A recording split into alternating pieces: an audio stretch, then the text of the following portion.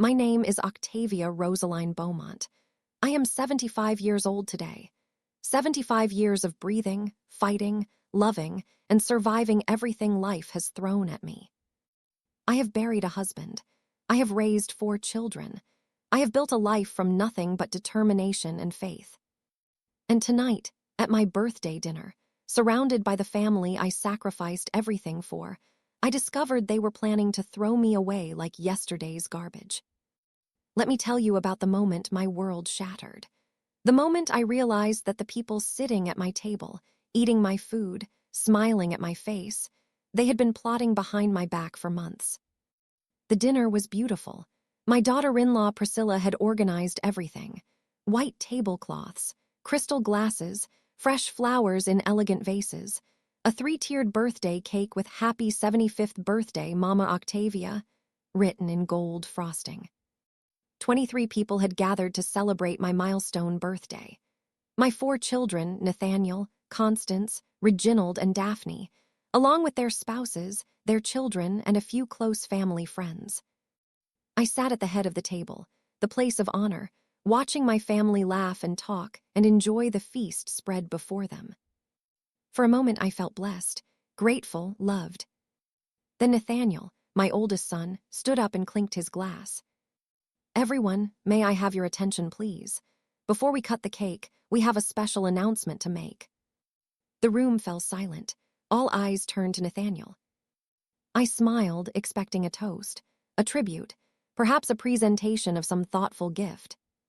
I was so naive. "As you all know," Nathaniel continued, "Mama is getting older. And while we are grateful she has reached this incredible milestone, we have to be realistic about her future." Something cold began to crawl up my spine. We have been discussing this as a family for several months now, and we have come to a decision that we believe is in Mama's best interest. I gripped the edge of the table. We have found a wonderful assisted living facility called Golden Meadows. It is about 2 hours from here, in the countryside, beautiful grounds, excellent care. And most importantly, it will give Mama the support she needs as she enters this new chapter of her life. The room was silent. Some people nodded, others avoided my eyes. I could not breathe. "We have already made the arrangements," Nathaniel continued, his voice smooth and practiced. "Mama will move to Golden Meadows next week. Her house will be sold to cover the costs, and we will visit her regularly, of course. This is not goodbye, this is just a transition." A transition. They were calling the destruction of my life a transition. I looked around the table. At Constance, who was studying her plate. At Reginald, who was nodding along like this made perfect sense. At Daphne, my youngest, who could not meet my eyes. At Priscilla, Nathaniel's wife, who was watching me with a small, satisfied smile. This was her doing. I knew it in my bones. "Mama," Nathaniel was looking at me expectantly. "Do you have anything you would like to say?" The room waited. 23 pairs of eyes, all watching to see how the old woman would react to being disposed of. I should have been devastated. I should have cried, begged, pleaded for them to reconsider. But something else rose up inside me, something hard and cold and fierce. I stood up slowly, my joints protesting but my spine straight. "Yes, Nathaniel, I have something to say." My voice carried across the silent room, clear, strong, unbroken. "You want to send me to a nursing home. You want to sell my house. You want to take control of my life because you have decided I am too old to make my own decisions." Nathaniel shifted uncomfortably. "Mama, it is not like that." "Be quiet, I am speaking." He closed his mouth. I looked around the table, meeting each pair of eyes. For 50 years, I have sacrificed for this family. I worked 3 jobs to put food on the table after your father died. I went without new clothes so you could have school supplies. I mortgaged my house twice to pay for your college educations. I turned to Nathaniel. "I gave you $20,000 for your first business, the one that failed." I turned to Constance. "I paid for your wedding, all $30,000 of it." I turned to Reginald.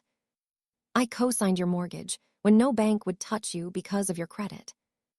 I turned to Daphne. I took care of your children for 3 years while you sorted out your divorce, without a single penny in compensation. The room was dead silent. I have given this family everything. My money, my time, my health, my heart. And this is how you repay me. By announcing at my own birthday dinner that you are shipping me off to die in a facility 2 hours away. Mama, Golden Meadows is a lovely place, Priscilla started. I was not speaking to you. My voice cut like a blade. I was speaking to my children, the ones I raised, the ones I sacrificed for, the ones who apparently cannot wait for me to die so they can sell my house and divide up the money. That is not fair, Nathaniel said, his face reddening. Not fair? Let me tell you what is not fair. Not fair is being blindsided at your own birthday party. Not fair is having your family make decisions about your life without even asking you. Not fair is finding out that the people you love most in this world have been plotting behind your back for months. I reached into my purse and pulled out an envelope. But here is the thing, my beloved children. You have made a terrible miscalculation. You assumed I was just a helpless old woman who would go along with whatever you decided. You assumed I had no power, no resources, no way to fight back. I opened the envelope and pulled out a stack of documents. You were wrong. I set the first document on the table. This is a copy of my will, the one I had drawn up last month. It leaves my entire estate, the house, the investments, the life insurance, to charity, every single penny. Gasps around the table. This is a copy of the deed to my house, which I transferred into a living trust 3 weeks ago, a trust that none of you are beneficiaries of. More gasps. And this, I held up the final document, is a restraining order, filed this morning, against all 4 of my children and their spouses, prohibiting you from coming within 500 feet of me or my property. The room erupted. Mama, you cannot do this. This is insane. You have lost your mind. But I was not finished. I turned to Priscilla, who had gone pale as a ghost. Did you really think I did not know? Did you really think I did not hear you on the phone 3 months ago, talking to that real estate agent about the old lady's house? Did you really think I did not see the brochures for Golden Meadows that you accidentally left in my guest bathroom? Priscilla's mouth opened and closed like a fish. I have known about your little scheme for months. I have been watching, listening, preparing, and now, I smiled, and it was not a kind smile, you are going to learn what happens when you try to throw away Octavia Rosaline Beaumont. I gathered my documents and my purse. This dinner is over. I suggest you all leave my house immediately, and do not bother coming back. You are no longer welcome here. I walked toward the door, my head held high. Behind me, the room was in chaos. Shouting, crying, accusations flying in every direction. But I did not look back. Now, before I tell you more, I need to ask you something. Are you with me? Are you feeling the rage and triumph that I felt in that moment? If you are, I need you to do something for me right now. I need you to subscribe to this channel. Press that subscribe button. It is free, and it shows me that you want more stories like this. Stories about standing up for yourself.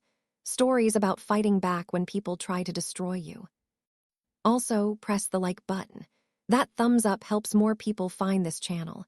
It helps me reach others who need to hear this story. And do not forget the notification bell. That little bell icon is so important. When you turn it on, you will get a message every time I post a new story. You will never miss anything. One more thing. Drop a comment and tell me where you are watching from. Are you from Mississippi, Ohio, Washington? Maybe you are watching from Haiti or the UK or Kenya or somewhere else around the world. I want to know who is here with me. I want to build a family of strong people who support each other. Now, let me take you back to the beginning. Let me tell you how I discovered my children's betrayal and how I spent 3 months preparing for the fight of my life. It started 3 months ago, on an ordinary Tuesday afternoon. I was in my kitchen, preparing lunch, when I heard Priscilla's voice coming from the guest bathroom. She must have thought I was still upstairs resting, because she was speaking loudly and freely into her phone. Yes, the house is in excellent condition. 4 bedrooms, 2.5 baths, original hardwood floors. It should sell quickly in this market. I froze, my hand still holding the wooden spoon. No, she does not know yet. We are planning to tell her at her birthday dinner in June. Nathaniel thinks it will be easier if we present it as a done deal. You know how old people can be, they get confused, they resist change. Better to just handle everything for them. My blood turned to ice. The nursing home is all set. Golden Meadows. It is far enough away that she will not be able to interfere, but nice enough that we do not look like monsters. And the best part? They have a payment plan based on the sale of the house. We will not have to pay a dime out of pocket. I set down the spoon silently, my mind racing. Of course, there will be money left over after the house sells. Nathaniel says the estate is worth close to $2 million, all told. Once we subtract the nursing home costs, we should each walk away with a nice chunk of change. $2 million. That was what my life was worth to them. That was what they were planning to steal. Listen, I have to go. She might be coming downstairs soon. I will call you back when I have more details. The bathroom door opened. Priscilla emerged, her phone tucked into her pocket, her face arranged in its usual pleasant mask. Oh, Mama Octavia, I did not know you were down here. Can I help you with lunch? I forced myself to smile. No, dear, I have everything under control. But inside I was burning with rage, burning with betrayal, burning with the determination to fight back. That evening, I called my oldest friend, Harriet. Harriet and I had known each other for 60 years. We had raised our children together, buried our husbands together, survived everything together. She was the one person in the world I trusted completely. They are planning to put me in a nursing home, I told her, and sell my house, and take everything I have. Lord have mercy, Harriet's voice was heavy with shock. Your own children. My own children, with Priscilla leading the charge. That woman has always been a snake. I told you that when Nathaniel first brought her home. I know you did. I should have listened. What are you going to do? I am going to fight, but I need help. I need a lawyer, someone smart, someone who specializes in elder law and estate planning. I know just the person, my nephew Terrence. He is a partner at a big firm downtown, handles cases like this all the time. Can he be trusted? With your life, I will call him tonight. Terrence Whitfield was everything Harriet promised, and more. He was a sharp man in his 50s, with keen eyes and a no-nonsense demeanor. He listened carefully as I explained my situation, taking notes, asking pointed questions. What you are describing is unfortunately very common, he said when I finished. Adult children conspiring to take control of an elderly parent's assets. It is a form of elder abuse. Elder abuse, my own children. Family is often the worst perpetrator. They know your vulnerabilities. They have access to your information, and they assume you will be too weak or too confused to fight back. They assumed wrong. Terrence smiled grimly. Good, then let us make sure they regret that assumption. Over the next 3 months, Terrence and I worked together to build my defense. First, we restructured my estate.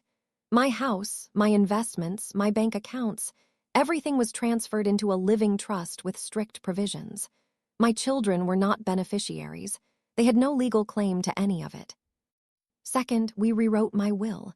Everything I owned would go to charities I cared about.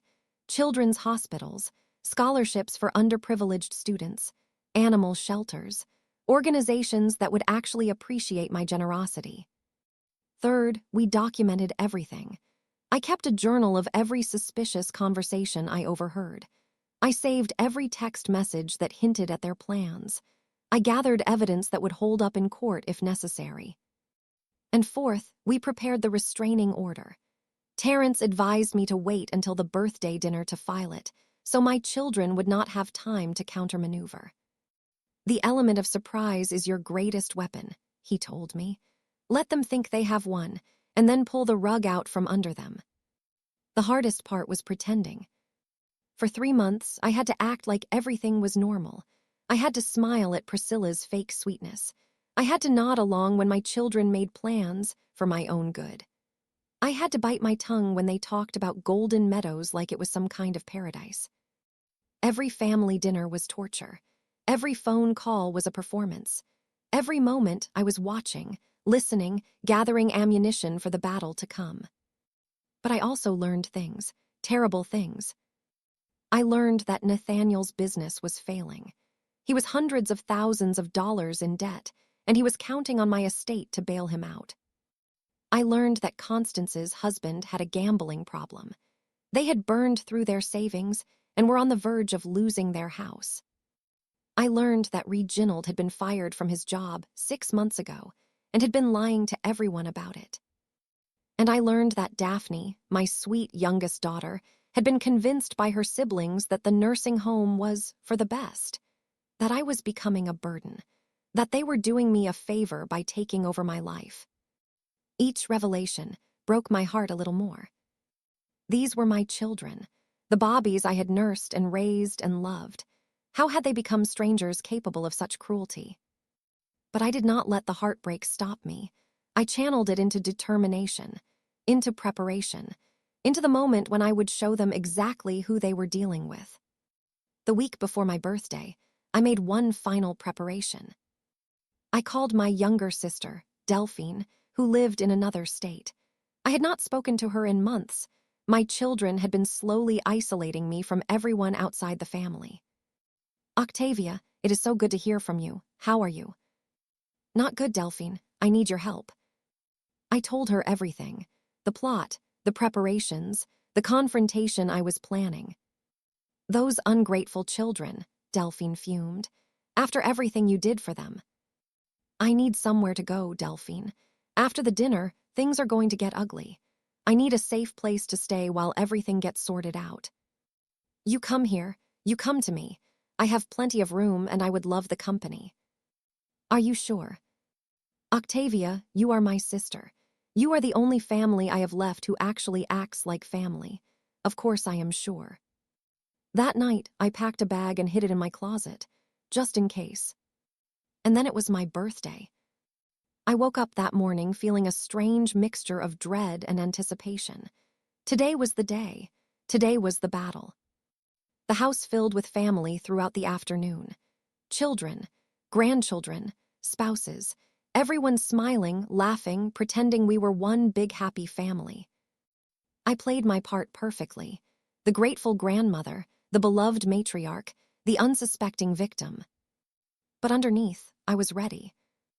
And when Nathaniel stood up and made his announcement, when the room fell silent waiting for the old woman to accept her fate, I showed them what 75 years of survival had taught me. You do not throw away Octavia Rosaline Beaumont. I drove away from my house that night with a packed bag and a heart full of fire. Behind me, I could hear the shouting continuing. My children were probably still in shock, still trying to process what had just happened. Good, let them sit with it. Let them understand what they had lost. My phone rang, Nathaniel's number. I did not answer. It rang again, Constance. I did not answer. Again, Reginald, Daphne, Priscilla. I turned off my phone. I drove through the night, heading toward Delphine's house 4 hours away. I did not stop. I did not rest. I just kept driving, putting miles between myself and the family that had betrayed me. As the sun rose, I pulled into Delphine's driveway. She was waiting for me on the porch, a cup of coffee in her hand. "How did it go?" she asked. "I ended them, Delphine. I ended the room." She smiled and handed me the coffee. "That is my sister. Now come inside. We have a lot to talk about." Before I continue this story, kindly subscribe, like, turn on the notification bell, and tell me in the comments where you're watching from. Delphine's house was a sanctuary. It was a cozy cottage on the outskirts of a small town, surrounded by flower gardens and tall oak trees. The moment I walked through the door, I felt some of the tension drain from my shoulders. "You look exhausted," Delphine said, guiding me to a comfortable chair by the fireplace. "When did you last sleep?" "I do not remember. 2 days ago, maybe. Then you need to rest. Whatever comes next can wait until you have had some sleep. She was right. The adrenaline that had carried me through the confrontation was fatting, leaving behind bone-deep exhaustion. I barely made it to the guest room before collapsing onto the bed. I slept for 14 hours straight. When I woke, the sun was setting again. I had lost an entire day. I found Delphine in the kitchen, preparing dinner. The smell of roasted chicken and fresh bread filled the air.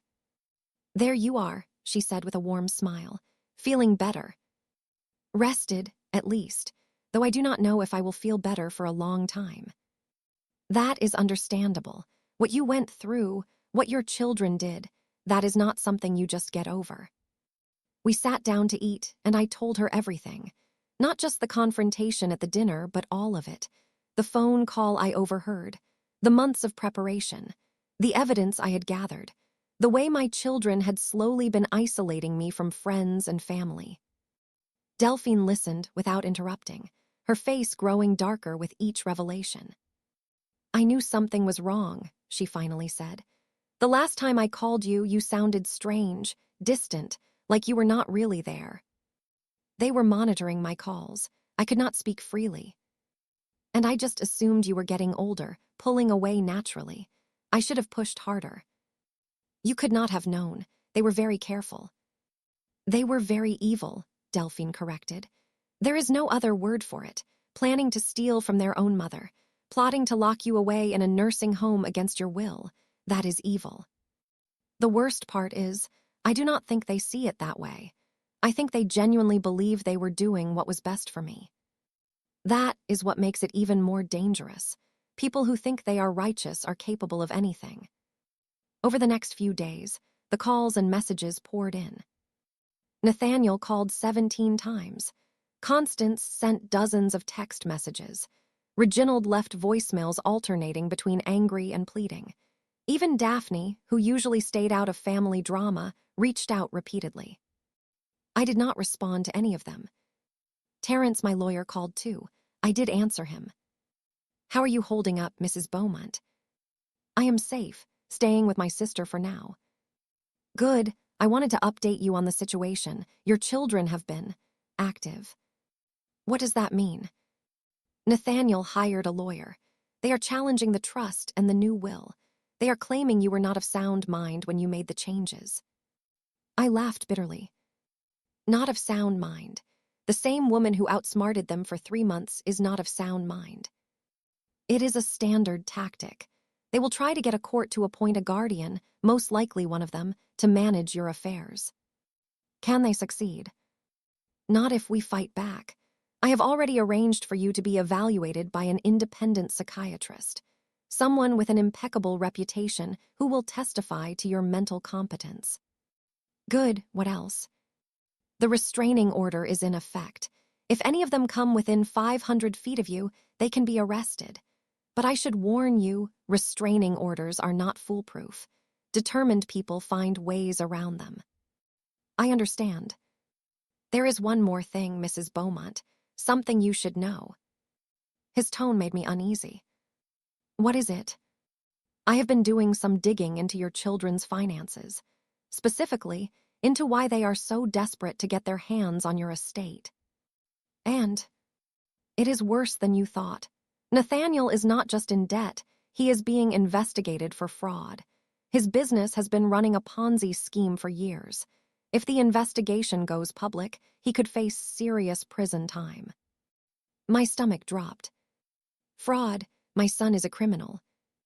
Allegedly, but the evidence is mounting. He needs money, a lot of money, to pay off investors before the whole thing collapses. Your estate was supposed to be his lifeline. And the others, are they involved? Not directly, but they all have their own financial problems. Constance's husband owes over $200,000 to gambling debts. Reginald lost his job and has been living on credit cards. Daphne's ex-husband is suing her for custody of the children, and the legal fees are bankrupting her. So they were all desperate. Desperate enough to conspire against their own mother. Yes. I sat in silence, absorbing this information. My children were not just greedy. They were drowning, and they had decided to sacrifice me to save themselves. A week after my escape, Daphne showed up at Delphine's house. I was sitting on the porch, reading a book, when a familiar car pulled into the driveway. My youngest daughter got out, her face pale and drawn. My first instinct was fear. Had she come to cause trouble? Was she part of some new scheme? But then I saw her eyes. Red-rimmed, wet with tears, she looked broken. "Mama," she said, her voice cracking. "Please, I need to talk to you." "There is a restraining order, Daphne. You should not be here." I know, and I am sorry. But I could not stay away, I could not let you think." She broke down sobbing. Delphine appeared behind me, ready to intervene. "Should I call the police?" she asked quietly. I looked at my daughter, my baby, the child I had held in my arms just minutes after she was born, the little girl who used to crawl into my bed when she had nightmares. "No," I said, "let her speak." Daphne approached slowly, stopping at the edge of the porch. "I did not know, Mama. I swear I did not know everything they were planning. You were at the dinner. You sat there while Nathaniel announced they were shipping me off to a nursing home. I knew about the nursing home, but I thought, they told me it was for your own good. They said you were getting confused, forgetting things. They said you needed more care than you could get at home. And you believed them." I wanted to believe them. Daphne wiped her eyes. I was so caught up in my own problems, the divorce, the custody battle. I was not paying attention. I let them convince me. Convince you to throw away your own mother. I know how terrible it sounds. But Mama, I never wanted to hurt you. I never wanted any of this. I studied her face, looking for deception, but all I saw was genuine remorse, genuine pain. "What changed, Daphne? Why are you here now?" "Because I found out the truth. About Nathaniel. About the investigation. About why he really wanted your money." "Who told you?" "No one told me. I overheard Nathaniel and Priscilla arguing last night. They did not know I was there." She took a shaky breath. "Nathaniel is in serious trouble, Mama. The fraud investigation, it is worse than you know. There are people involved, dangerous people, investors who lost everything because of him." "What kind of dangerous people?" "The kind who do not go to the police when they get cheated. The kind who handle things themselves." A chill ran down my spine. "Are you saying Nathaniel is in physical danger?" "I am saying we might all be in danger. If Nathaniel cannot pay these people back, they might come after the family. After you." "Me? I have nothing to do with his schemes." "You have money, Mama. A lot of money. And these people know it. Nathaniel has been telling them that he will have access to your estate soon, that he just needs a little more time." I stood up, my heart pounding. "He has been using my money as collateral, money he does not have." "I think so. I do not know all the details. But Mama, this is serious. This is not just about the nursing home anymore. This is about people getting hurt." I looked at Delphine, who had gone pale. "We need to call Terrence," she said. "Right now." Terrence arrived at Delphine's house the next morning. He had driven through the night after I explained the situation. When he walked through the door, his face was grim. "I have been making calls," he said, setting down his briefcase. "What Daphne told you is true. Nathaniel's fraud investigation has attracted attention from some very bad people." "How bad?" "The kind who have been known to make problems disappear, permanently." Delphine gasped. I felt my legs go weak. "This cannot be happening," I whispered. "This is like something out of a movie." "Unfortunately, it is very real. Nathaniel took money from people who do not forgive easily. And when his schemes started falling apart, he got desperate. Desperate enough to steal from me. Desperate enough to promise things he could not deliver. He has been telling these investors that he will have access to your estate within weeks, that all they need to do is be patient. But he will never have access. The trust is ironclad. They do not know that. As far as they are concerned, Nathaniel is their pathway to $2 million. And if that pathway closes, they will be angry. To put it mildly, I sank into a chair, my mind racing. What do we do? How do we protect ourselves? First, we need to increase security. I have contacts in the private security industry. I can have a team here by tomorrow. You think that is necessary? I think we cannot afford to take chances. These people have resources, connections. If they decide to come after you, a restraining order against your children will not help. What else? We need to consider going to the authorities. The FBI is already investigating Nathaniel's fraud. If we can provide information about the people he owes money to, they might be able to intervene. But that would mean my son goes to prison. Terrence looked at me with compassion. Mrs. Beaumont, your son may go to prison regardless. The question is whether you want to protect yourself and your family, or whether you want to protect him. It was an impossible choice. My son, my firstborn, was a criminal who had tried to steal from me, but he was also my child, the baby I had carried for 9 months, the boy I had raised and loved. Could I really be the one to send him to prison? I need time, I said. I need to think. We may not have much time, but I understand. Take today, sleep on it. We will talk again tomorrow. That night, I could not sleep. I lay in bed, staring at the ceiling, my mind churning with impossible choices. If I went to the FBI, Nathaniel would almost certainly go to prison. His life would be destroyed, but my family would be safer. If I did nothing, these dangerous investors might come after us. People could get hurt. People could die. And somewhere in the middle, there was Nathaniel himself, my son, the man who had conspired to take everything from me, but who was also drowning in a mess of his own making. Did he deserve my protection? Did he deserve my love? Around 2 a.m, my phone buzzed. A text message from an unknown number. Mrs. Beaumont, we need to talk. Your son owes us a great deal of money. Money he says you have. We would prefer to resolve this peacefully. But if we cannot reach an agreement, things will become unpleasant. You have 48 hours to contact us. Do not involve the police. Below the message was a photograph. A photograph of Delphine's house, taken from the street, showing exactly where I was staying. They had found me. I did not scream. I did not cry. I got out of bed, walked to Delphine's room, and woke her gently. Delphine, we have a problem. I showed her the message. Her face went white. Oh my God, Octavia, what do we do? We call Terrence, and then we call the police. But they said not to involve the police. I do not care what they said. I am not going to be terrorized in the middle of the night. I am not going to let these people control me.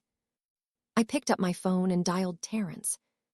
He answered on the second ring, his voice groggy with sleep. Mrs. Beaumont, what is wrong? They found me, Terrence. They sent a message. They know where I am. There was a long pause. I am on my way. Do not leave the house. Do not answer the door for anyone. And Mrs. Beaumont. Yes. It is time to go to the FBI. We cannot handle this alone anymore. Within an hour, there were police cars in Delphine's driveway. Officers took our statements. Detectives examined the threatening message.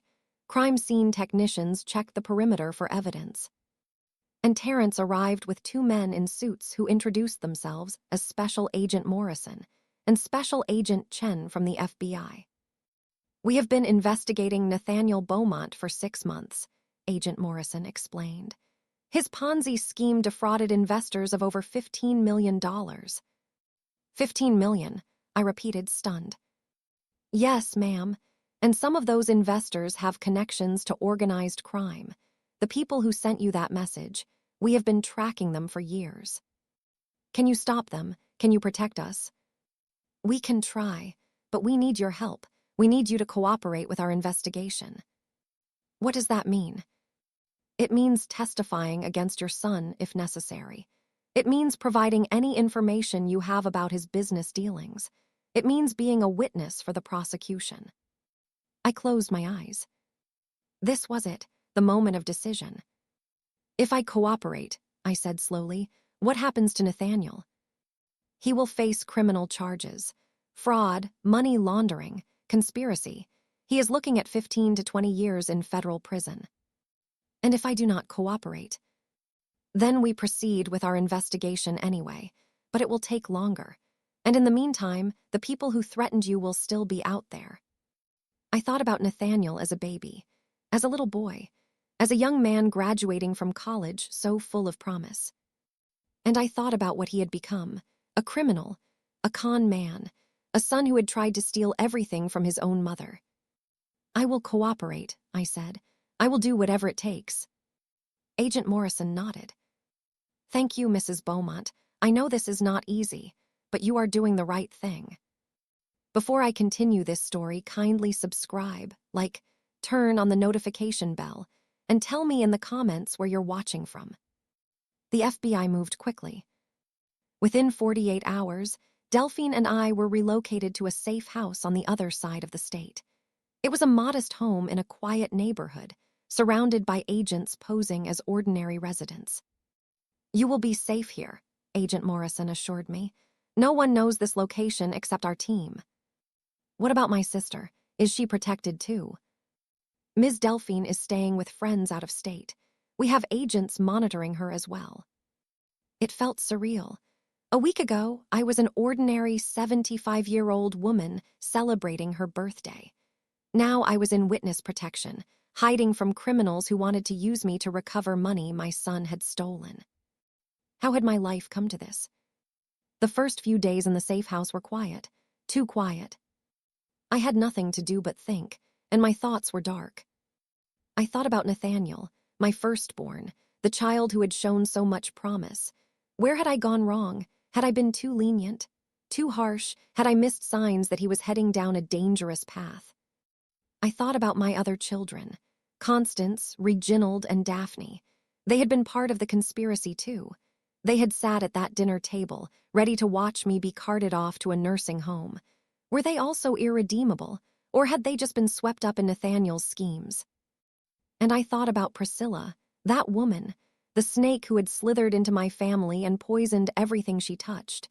She was the architect of so much of this. I was certain of it. On the fourth day, Agent Chen came to see me with news. We have arrested Nathaniel, she said. He is in federal custody. I felt nothing. No relief, no sadness, just emptiness. What about Priscilla? She is being questioned. So far, she claims she knew nothing about the fraud or the dangerous investors. She says she was just trying to help the family. That is a lie. She was the one pushing hardest to put me in the nursing home. She was the one talking to real estate agents about selling my house. We know, but wanting to put your mother-in-law in a nursing home is not a crime. We need evidence that she was involved in the fraud itself. Search harder. That woman is guilty of something. We are looking, Mrs. Beaumont, I promise you. A week after Nathaniel's arrest, I received an unexpected visitor.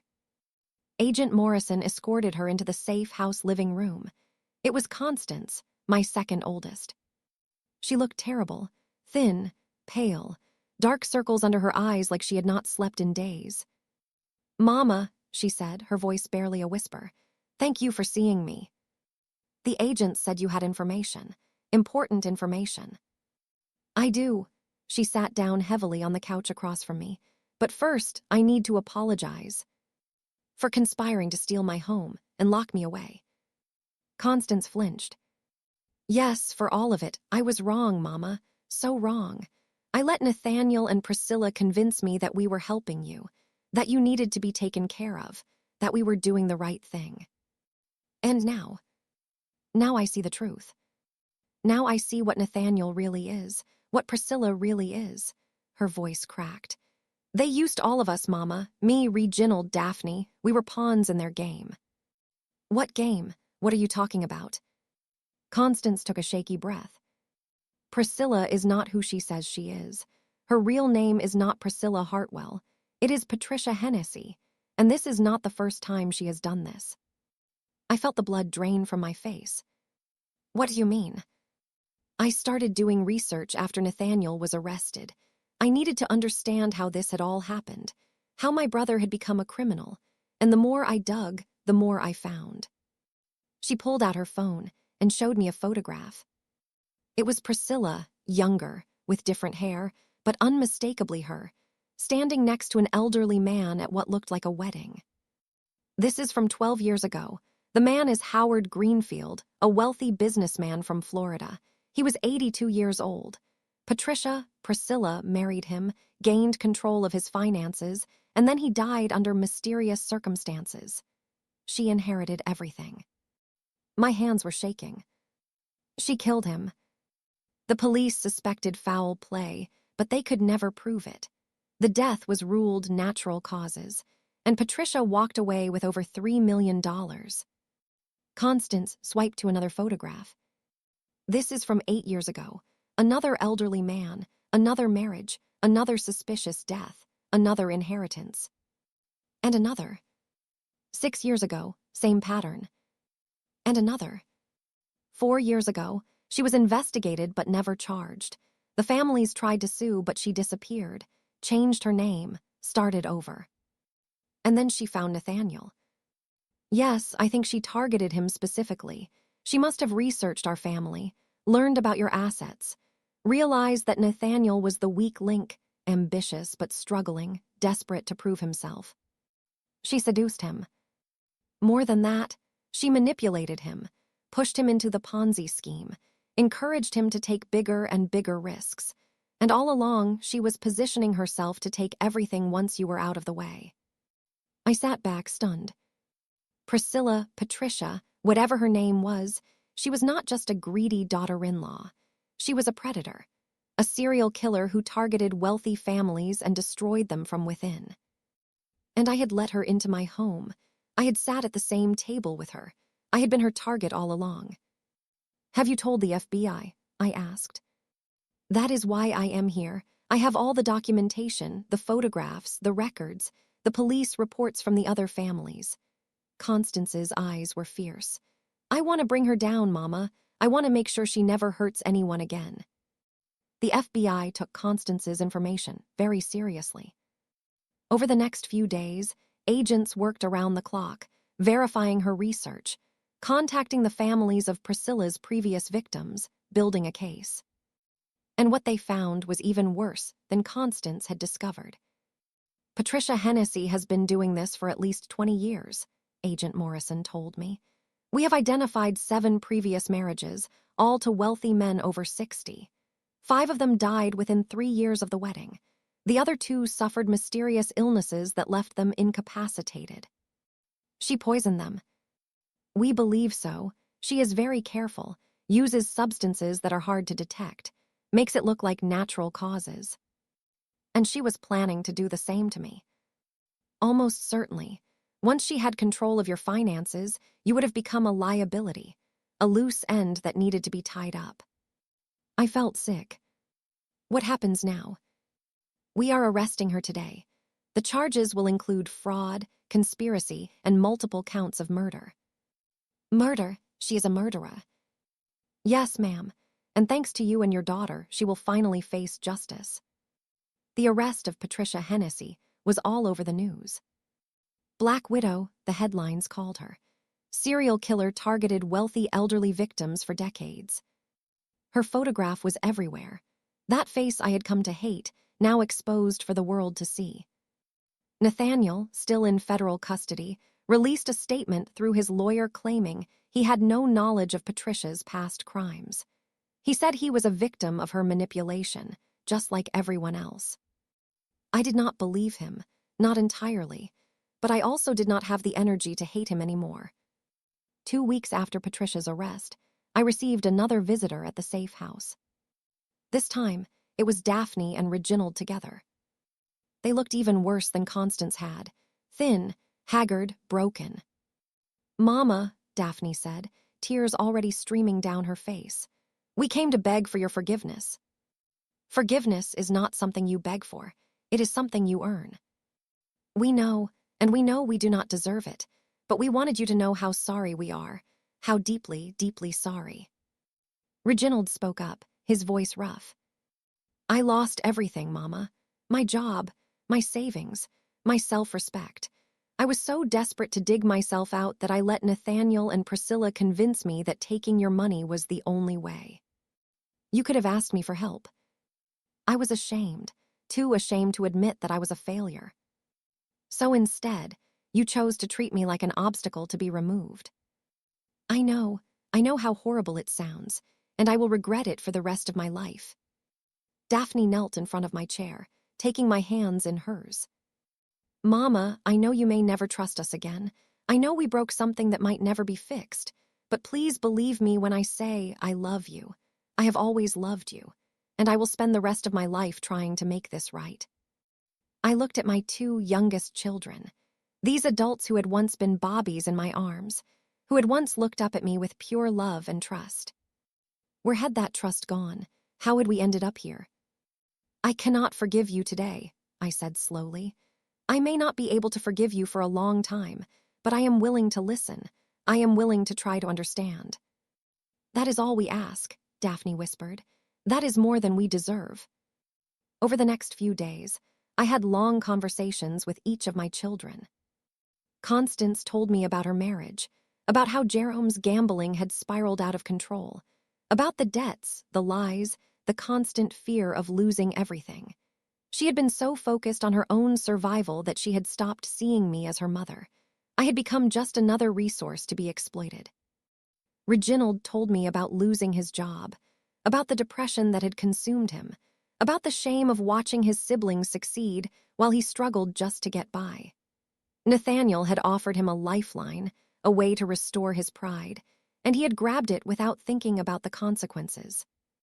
And Daphne told me about her custody battle, about her ex-husband's cruelty, about the terror of losing her children.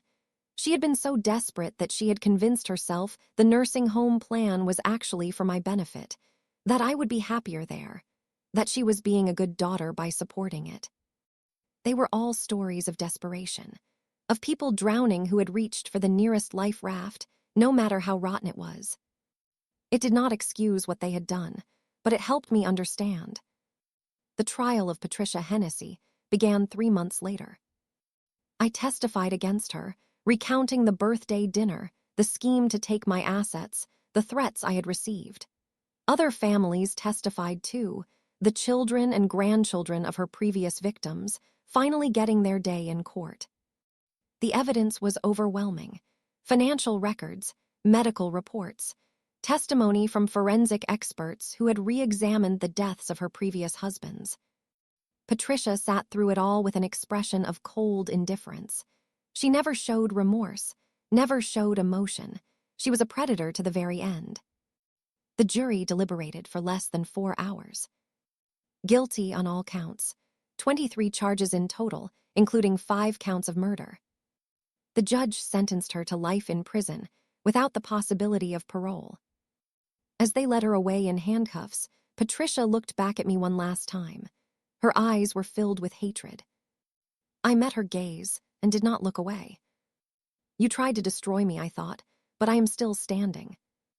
Nathaniel's trial came next. It was harder to watch. This was my son, my firstborn, sitting at the defendant's table, facing charges that would send him to prison for decades.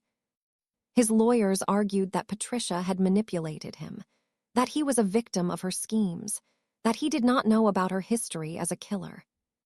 The prosecution painted a different picture. They showed evidence that Nathaniel had known about the fraud from the beginning, that he had actively participated in stealing millions from investors, that he had planned to use my estate to cover his losses. In the end, the jury found him guilty of fraud and conspiracy, but acquitted him of the charges related to Patricia's murders.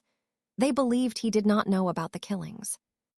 The judge sentenced him to 15 years in federal prison. When they read the verdict, Nathaniel looked at me. His eyes were wet with tears. "I am sorry, Mama," he mouthed. I nodded, but I did not speak. I did not know what to say. After the trials, I returned to my home.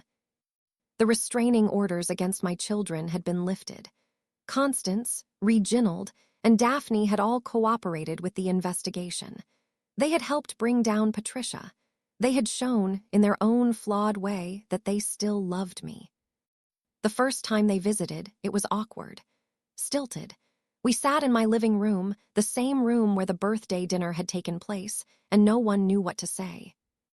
Finally, Constance broke the silence. "Mama, can we start over? Can we try to be a family again?"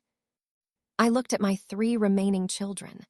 These broken people who had hurt me so deeply, but who were also the only family I had left.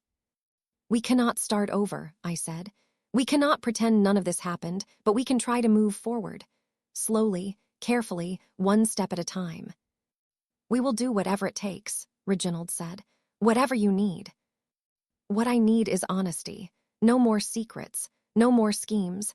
If you are struggling, you come to me. You talk to me. You do not try to solve your problems by taking what is mine." "We promise, Mama," Daphne said. "We promise." That night, after my children had gone, I sat alone on my porch. The stars were out. The night was peaceful. For the first time in months, I felt something like hope. My family was broken, maybe permanently, but we were trying to rebuild. My son was in prison, but he was alive. And maybe, someday, he would find his way back to being the man I raised him to be. And I was still here, still standing, still fighting. 75 years old, and I had survived the worst betrayal of my life. I had faced down my own children. I had exposed a serial killer. I had testified in court and helped bring criminals to justice. Not bad for an old woman they tried to throw away. Before I continue this story, kindly subscribe, like, turn on the notification bell, and tell me in the comments where you're watching from.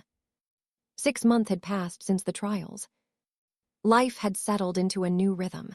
Not the same as before, it could never be the same, but something manageable, something peaceful. Constance visited every Sunday for dinner. Reginald called every Wednesday evening. Daphne brought her children over on Saturday afternoons so they could play in my garden. We were rebuilding, slowly, painfully, but we were trying. Nathaniel wrote letters from prison, long, rambling letters filled with apologies and explanations. At first, I did not read them. The wound was too fresh, but eventually I began opening them, not forgiving him, not yet, but listening. In one letter, he wrote, "Mama, I know I do not deserve your forgiveness. I know I may never earn it back, but I want you to know that I understand now what I did. I understand how wrong I was, and if I ever get out of here, I will spend the rest of my life trying to make amends." I kept that letter in my nightstand drawer. Some nights when sleep would not come, I read it again, searching for the boy I raised, hoping he was still in there somewhere. It was a Tuesday morning in late October when the final secret revealed itself. I was in my kitchen, preparing breakfast, when there was a knock at the door.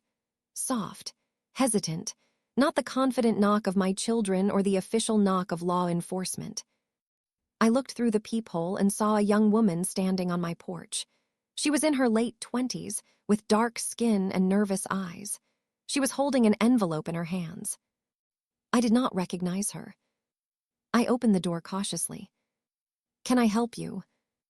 "Mrs. Beaumont, Mrs. Octavia Beaumont." "Yes, who are you?" The young woman swallowed hard. "My name is Simone Patricia Hennessy." The name hit me like a physical blow. Hennessy, Patricia's last name. "You are related to that woman." "She is my mother." Simone's voice trembled. "But please, Mrs. Beaumont, hear me out. I am not here to cause trouble. I am here because there is something you need to know." Every instinct told me to close the door, to call the police, to protect myself from whatever new threat this might be.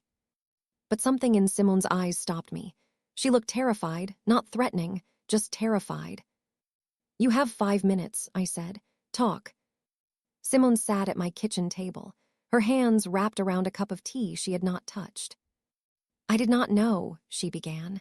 "About my mother, about what she did. I grew up thinking she was just a normal person, a difficult person, sometimes cold, sometimes distant, but normal."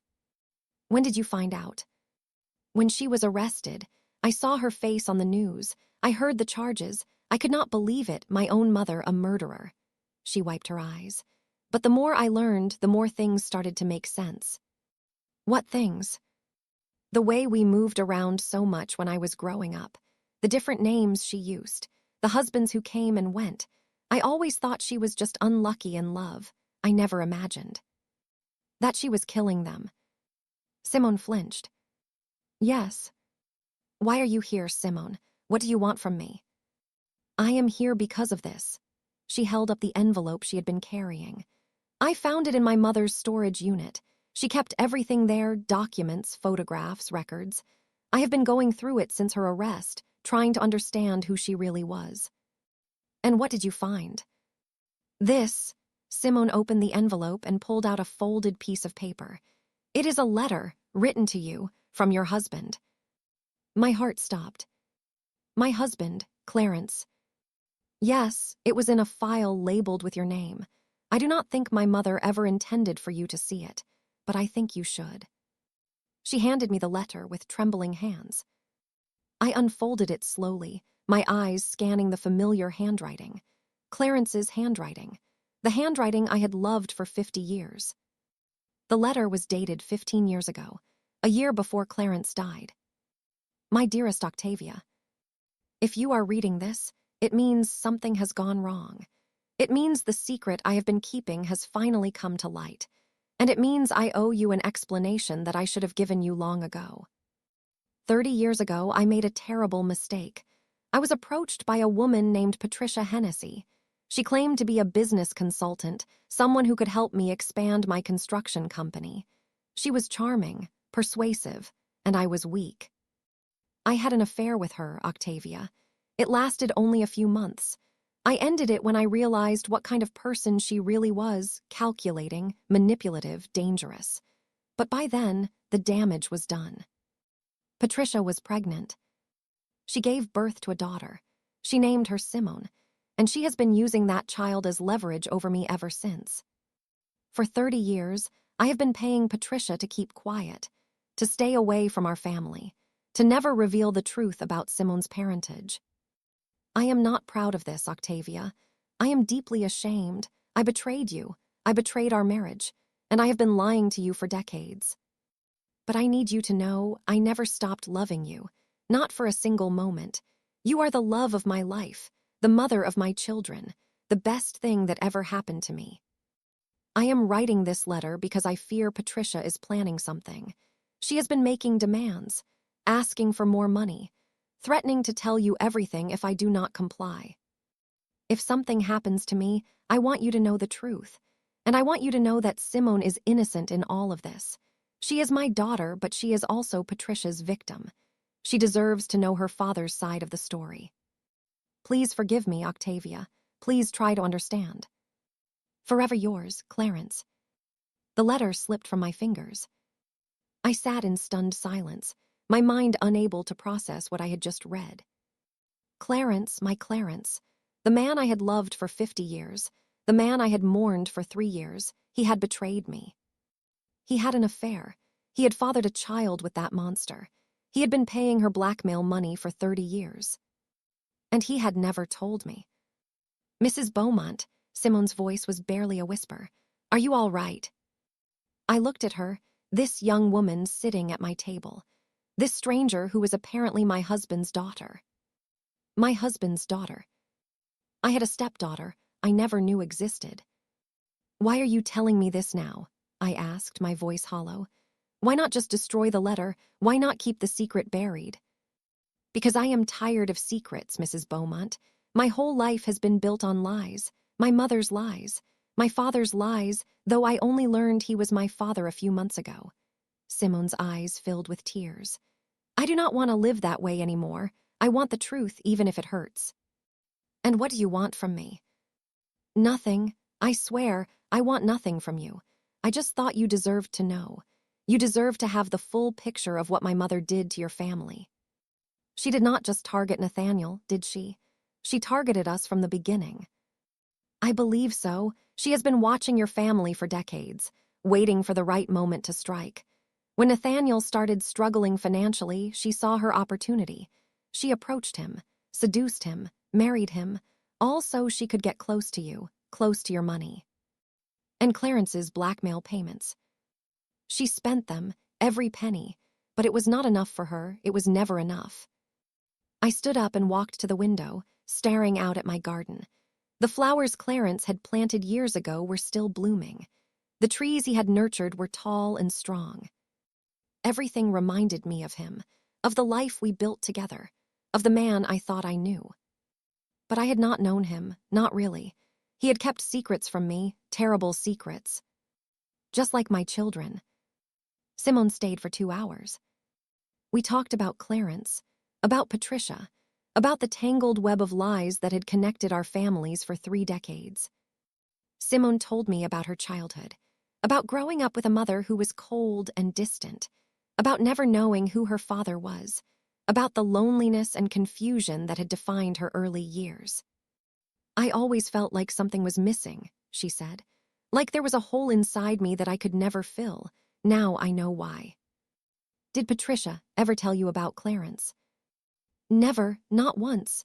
I only found out when I discovered the letter and some old photographs in her storage unit. There was a picture of them together from when they were having the affair. That is how I knew. Do you have that photograph? Simone nodded and pulled it from the envelope. I took it with trembling hands. There they were, Clarence and Patricia, sitting at a restaurant table, smiling at the camera. Clarence looked young, happy, oblivious to the destruction this woman would eventually cause. I wanted to hate him. I wanted to rage against his memory, but all I felt was sadness, profound, aching sadness. He was human. He made a mistake, and he spent 30 years trying to protect me from the consequences of that mistake. It was not right, it was not fair, but it was understandable. What will you do now? I asked Simone. I do not know. Try to build a life that is not defined by my mother's crimes, I suppose. Try to be my own person. Do you have family, support? No, my mother kept me isolated. I do not have many friends, no other relatives that I know of.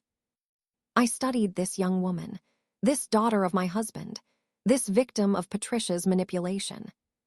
She was innocent in all of this, just as Clarence's letter had said. She had been used as a weapon, a bargaining chip, a tool for blackmail. None of it was her fault. And she was, in a strange way, family. Simone, I do not know what kind of relationship we can have. This is all very new, very overwhelming. I understand. I'm not asking for anything. But I would like to get to know you, if you are willing. I would like to understand who you are, separate from your mother. Simone's eyes widened with surprise. You would do that, after everything. You are Clarence's daughter. That means something to me, even now, even after everything. For the first time since she arrived, Simone smiled. It was a small smile, tentative and fragile, but it was real. I would like that, Mrs. Beaumont. I would like that very much. That evening, I called my children together. Constance, Reginald, and Daphne arrived within the hour, sensing from my voice that something important had happened. I sat them down in the living room and told them everything, about Simone's visit, about Clarence's letter, about the affair that had happened 30 years ago. Their reactions were varied. Constance was shocked into silence, her face pale as she processed the revelation. Reginald was angry. How could Daddy do that? How could he lie to you for all those years? Daphne was thoughtful.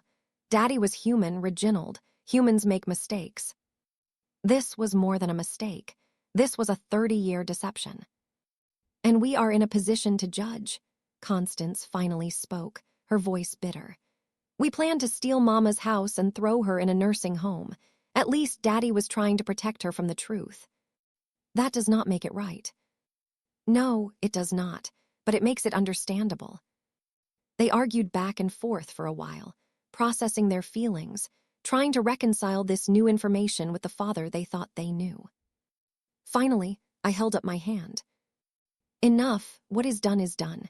Your father made choices, some good, some bad. He was not perfect. None of us are. What are you going to do, Mama? Daphne asked. I am going to get to know Simone. She is your half-sister, whether you like it or not. She is part of this family. Part of this family, Reginald sputtered. Her mother tried to destroy us. And Simone is not her mother. She is a victim of Patricia just like the rest of us. She deserves a chance to be part of something better. Mama, are you sure about this? I am sure. Life is too short for grudges. We have all learned that the hard way. Simone needs family, and whether we like it or not, she is ours. Over the following weeks, I began building a relationship with Simone. It was awkward at first. We were strangers with a complicated history, trying to find common ground. But slowly, we began to connect. Simone was intelligent and kind. She had Patricia's sharp mind, but none of her cruelty. She had spent her whole life trying to be the opposite of her mother, generous, honest, compassionate. I saw echoes of Clarence in her too. The way she tilted her head when she was thinking. The way she laughed at small jokes. The way she noticed the little things that others missed. She was his daughter. There was no doubt about that. My other children were slower to accept Simone. Constance was the first to come around. She met Simone for coffee one afternoon and came away impressed. She is actually nice, Mama. Genuine, nothing like Patricia. I told you. I know. I should have trusted your judgment. Reginald took longer. He was still angry about Clarence's deception, but eventually he agreed to meet Simone. Their first conversation was stiff and uncomfortable, but by the end, he admitted that she was not what he expected. She apologized for her mother, he told me later. She said she wished she could undo all the harm Patricia caused. She seemed sincere. She is sincere. She is nothing like her mother. I am starting to see that. Daphne embraced Simone the most readily. She had always been the most open-hearted of my children. When she met Simone, she hugged her immediately. You are my sister, she said simply. That is all that matters. Simone cried, and for the first time in her life, she felt like she belonged somewhere. 1 year after my 75th birthday, I celebrated my 76th. The celebration was small, just family, Constance and Jerome, Reginald and his new girlfriend, a kind woman named Margaret, Daphne and her children, and Simone sitting nervously at the table, still getting used to being included. We gathered in my dining room, the same room where everything had fallen apart the year before. But now, it felt different, lighter, filled with genuine warmth instead of hidden schemes. Constance stood up to make a toast. 1 year ago, we sat in this room and did something unforgivable. We tried to take everything from Mama. We tried to send her away.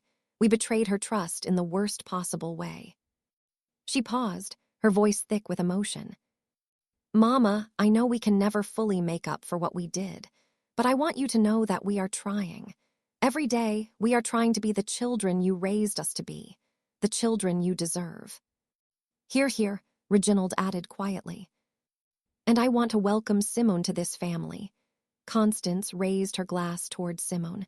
None of what happened was your fault. You are our sister, and we are glad you are here. Simone's eyes filled with tears. Thank you, she whispered. Thank you all so much. I looked around the table at my family. These flawed, broken, beautiful people who had hurt me so deeply, but were now working so hard to heal. We had been through hell together. We had faced betrayal, danger, and revelations that shattered everything we thought we knew. But we had survived. We had found our way back to each other. And that was worth celebrating. After the cake was cut and the plates were cleared, I asked everyone to stay for a moment. I have something I want to say. The room fell quiet. All eyes turned to me. A year ago, I stood in this room and confronted you about your plan to send me away. I was angry. I was hurt. I was ready to cut you all out of my life forever. I looked at each of my children, Constance, Reginald, Daphne, and now Simone. But I have learned something this year, something important. I took a deep breath. Family is not about perfection. It is not about never making mistakes. It is about showing up, even when things are hard. It is about trying to do better, even when you have failed. It is about choosing love, even when it hurts. I reached into my pocket and pulled out a folded document. This is my will, the one I created last year in the middle of all the chaos, the one that left everything to charity and nothing to my children. I unfolded it slowly. I have decided to change it. Gasps around the table. I met with my lawyer last week. We have drafted a new will, one that divides my estate among all of you, Constance, Reginald, Daphne, and Simone. Equal shares. Mama, Daphne started. Let me finish. This is not a reward for what happened. It is not me saying that what you did was okay. It was not okay. It will never be okay. I looked at Simone. But you are my family, all of you. And when I am gone, I want you to have something to remember me by. I want you to know that despite everything, I loved you. I chose you. I forgave you. Constance was crying openly now. Reginald was wiping his eyes. Daphne had her hands pressed to her mouth. And Simone, sweet, innocent Simone, who had never asked for anything, was staring at me in disbelief. You are including me, she whispered, but I am not. I am not really your daughter. You are Clarence's daughter. That makes you family. And over this past year, you have shown me who you really are. You are kind. You are honest. You are nothing like your mother. I reached across the table and took her hand. You are my stepdaughter, Simone, and I am proud to have you in this family. Later that night, after everyone had gone home, I sat alone on my porch. The night was cool and clear. Stars sparkled overhead. The neighborhood was quiet. I thought about everything that had happened over the past year. The betrayal, the danger, the revelations, the healing. I thought about Clarence, about his secret, about the affair that had haunted our family for 30 years. Part of me was still angry, still hurt, but a larger part had found peace. He was not perfect, but he loved me. He tried to protect me, even if his methods were wrong. And in the end, his mistake had brought Simone into our lives, a silver lining in a very dark cloud. I thought about Patricia, rotting in prison for the rest of her life. Justice had been served. She would never hurt anyone again. I thought about Nathaniel, serving his sentence, writing his letters, slowly finding his way toward redemption. I did not know if I would ever fully forgive him, but I was willing to leave the door open. And I thought about my other children, Constance, Reginald, Daphne. They had conspired against me, but they had also helped bring down Patricia. They had apologized. They had changed. They were trying. Family was complicated. Love was complicated. Life was complicated. But sitting on my porch, watching the stars, I felt something I had not felt in a long time. Peace. I was 76 years old. I had survived betrayal, danger, and heartbreak. I had faced down criminals and killers. I had discovered secrets that shattered my understanding of my own marriage. And I was still here, still standing, still surrounded by family who loved me, flawed as they were. Not bad for an old woman they tried to throw away. The next morning, I woke early and went to my garden. The flowers were blooming beautifully. Roses, lilies, chrysanthemums, a riot of color and fragrance. Clarence's flowers, the legacy he had left behind. I knelt in the soft earth and began to weed, my hands working automatically while my mind wandered. I thought about the letter Clarence had written, about his fear that Patricia was planning something. He had known. Somehow, he had sensed the danger that was coming. If only he had told me. If only he had trusted me with the truth. But I could not change the past. I could only move forward. I heard footsteps behind me and turned to see Simone walking toward me, carrying 2 cups of coffee. Good morning, she said, handing me one. I hope I am not interrupting. Not at all. I was just thinking. About what? About your father, about the man he was, about the secrets he kept. Simone sat down on the garden bench, her expression thoughtful. Do you hate him for what he did? I considered the question carefully. No, I do not hate him. I am angry, hurt, confused, but I do not hate him. How do you do that? How do you forgive someone who betrayed you so deeply? I am not sure I have forgiven him. Forgiveness takes time, but I have accepted it. I have accepted that he was human, that he made mistakes, that his love for me was real, even if it was imperfect. I wish I could do that with my mother. Maybe you will someday, or maybe you will not. Either way is okay. Simone nodded slowly. Thank you, Mrs. Beaumont, for everything, for accepting me, for giving me a chance. Call me Octavia, or Mama if you prefer. Mrs. Beaumont is too formal for family. Simone's face lit up with a smile. Okay, Mama. The word sounded strange coming from her lips, but also right, also beautiful. I had lost so much this year, but I had gained something too. A daughter I never knew I had, a family that was broken but healing, a second chance at happiness. If you are watching this story, I want you to understand something important. Life will break you. People you love will betray you. Secrets will shatter your understanding of everything you thought you knew. But you can survive. You can stand up. You can fight back. At my birthday dinner, my children planned to send me away. They thought I was old, weak, easy to dispose of. But when I gave my reply, I ended the room. I showed them that I was not a victim. I was not helpless. I was a warrior, forged by 75 years of living, loving, and surviving. And when the dust settled, when the trials were over, when the secrets were revealed, I was still here, still standing, still surrounded by family who had learned, the hard way, what I was made of. Never underestimate an old woman. We have survived things you cannot imagine. We have strength you cannot see. And when you come for us, we will fight back with everything we have. My name is Octavia Rosaline Beaumont.